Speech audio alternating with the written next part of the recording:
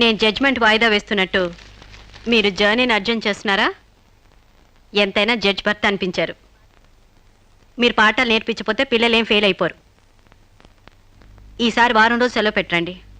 Okay అమ్మా, మీకోసం ఎవరు వచ్చారు. బాయ్.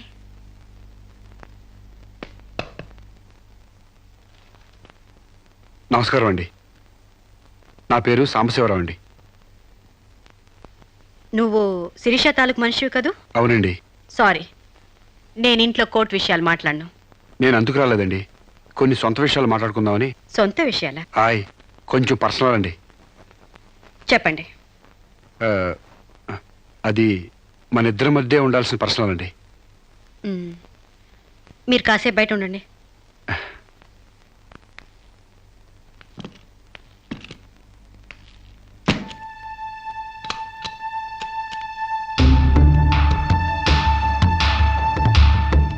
చాలా సీక్రెట్ కదండి, అందుకే తెలిపేశా. చెప్పు. మీ వారు ఢిల్లీలో ఉంటారంట కదండి? అవును. అక్కడ మీ వారు లీడరో అంట కదండి? University reader. 15 రోజులకోసారి వచ్చి వెళ్తుంటారంట కదండి? ఇవన్నీ నీకెలా తెలుసు? కావాల్సిన వాళ్ళ గురించి ఆ మాత్రం తెలుసుకోలేమంటండి. అమావాస్యకోసారి వచ్చే మీ ఆయన కోసం మీ అందాన్ని అడవి కాసిన వెళ్లి చేసుకుంటారా? ఆ రోజు కోర్టులో మిమ్మల్ని చూడగానే నా వయసు జిగేలు మంది. మీ ఆయన ఉండరని తెలిసి నా మనసు జాలి పడింది. తేగలాగా మంచి నాజుగ్గా ఉన్నారు. ఎందుకిలా మీ అందాన్ని మగ్గబెట్టుకుంటారు? ఓ పని చేయండి, మీరు నన్ను ఉంచుకోండి, లేకపోతే నేను మిమ్మల్ని ఉంచుకుంటాను. నన్నెవరు అనుకుంటున్నారా? రంబను తలదన్నే మేనకే మీ కాలు మొక్కి అందగత్తి అనుకుంటున్నాను. మిస్టర్ సాంబశివరావు, ఆయ్, పండించేది వరి, పుట్టింది ఈస్ట్ గోదావరి.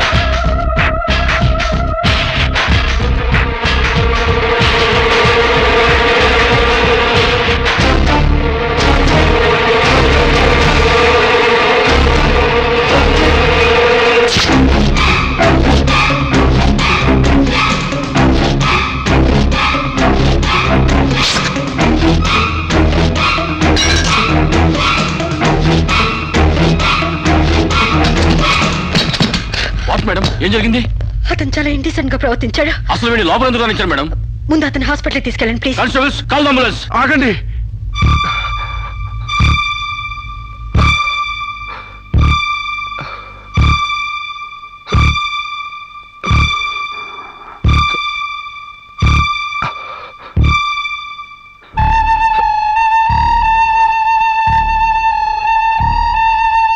భయపడకండి అమ్మా, మీరు నాకు తల్లి అంటేవారు.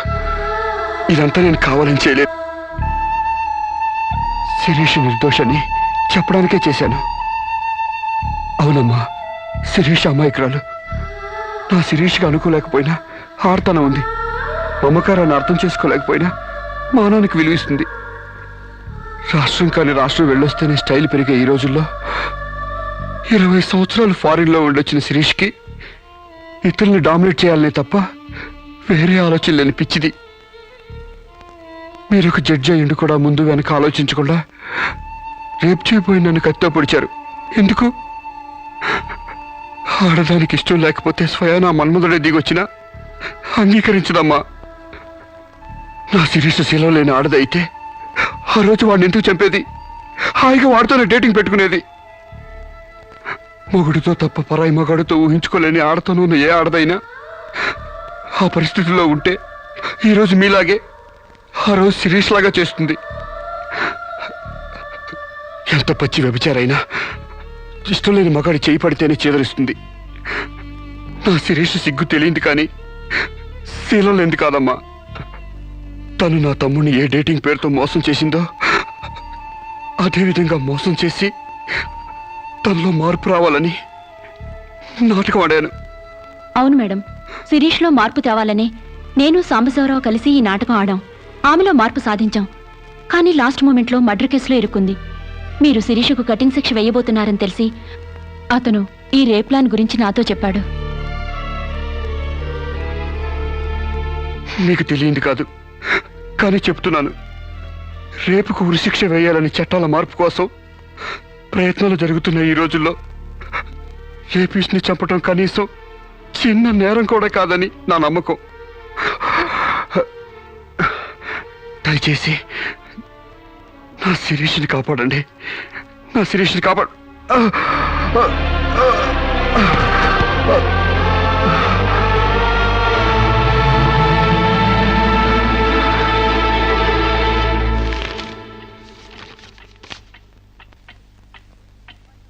మనల్ని కుట్టినా కుట్టకపోయినా చీవని తేలిని పావుని చంపేస్తున్నాం మనకు హాని కలగకూడదని.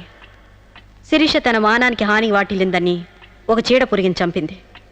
ఒక పథకం ప్రకారం ముందు వేసుకున్న ప్లాన్ ప్రకారం చంపలేదు కాబట్టి ఆ క్షణానికి ముందు హతుడు ప్రకాష్కి ముద్దాయి శిరీషకి పగలు ప్రతీకారాలు లేదు కాబట్టి ఆమె ఇంటెన్షన్గా అతన్ని గాయపరచలేదు కాబట్టి ఈ కేసుని కొట్టివేస్తున్నాను. 100 మంది దోషులు తప్పించుకున్నా ఒక నిర్దోషి కూడా శిక్ష అనుభవించకూడదు. న్యాయమూర్తి కోర్టు ద్వారానే కాదు, ఎలా తెలిసినా సాక్ష్యాలు స్వీకరించాలి. తానిస్తున్న ఏ తీర్పైనా పూర్తి నమ్మకంతో ఇవ్వాలి. ఈ 3 సూత్రాలు ఆడదానికి 3 ముళ్ళ మంగళసూత్రాల న్యాయమూర్తికి పవిత్రమైనవి. ఈ సూత్రాలపై నమ్మకంతోనే ఈ తీర్పు చెప్తున్నాను. సాక్ష్యాధారాలు పరిశీలించిన పిమ్మట శిరీష తన నేరాల్ని అంగీకరించిన నిర్దోషిగా ఆమెను విడుదల చేస్తున్నాను.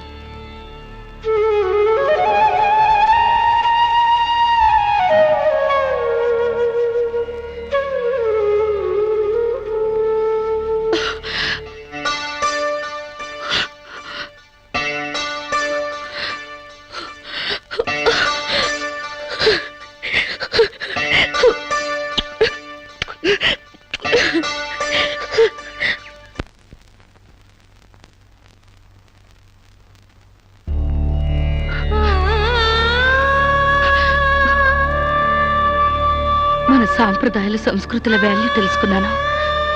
నేను మారిపోయానండి. నన్ను క్షమించండి ప్లీజ్. ఇంతకాలం మేం ప్రయత్నించింది నీలో ఈ మార్పు కోసమే కాని నీ చావు కోసం కాదమ్మా. నువ్వు చిన్నప్పటి నుంచి విదేశాల్లో పెరిగావు కాబట్టి అక్కడ యువతీ యువకుల్లో ఉన్న డేటింగ్ అనే పద్ధతిని ఇక్కడ కూడా అవలంబించాలని చూశావు. కానీ ఈ పవిత్ర భారతదేశంలో వివిధ రకాల మతాలు, కులాలు, భాషలు ఉన్నా ఒక్కొక్క దానికి ఒక్కొక్క రకం కట్టుబాట్లున్నాయి. ఆ కట్టుబాట్లకు అనుగుణంగా మసులుకోబట్టే మేమందరం ఎంతో ఆనందంగా కలిసిమెలిసి బ్రతుకుతున్నాం. కానీ వాటిని నువ్వు అగౌరవపరిచావు, హేళన చేశావు. ఈ దేశాన్ని, ఈ మనుషుల్ని అర్థం చేసుకోలేకపోయావు.